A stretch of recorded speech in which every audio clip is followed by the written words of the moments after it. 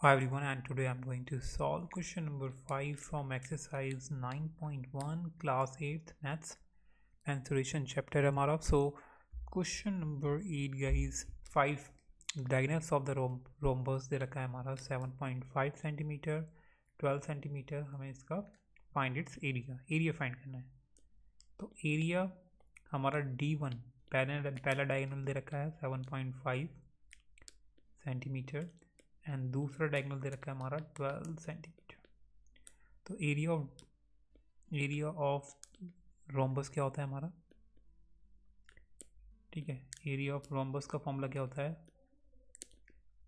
Half 1/2 multiply product यानी कि multiplication of diagonals of the rhombus यानी कि D1 इंटू D2. 1/2 12, एक D1 हो गया हमारा 12 और एक D2 हो गया हमारा. D1 है हमारा 7.5, D2 है हमारा 12. 2 6 जा 12.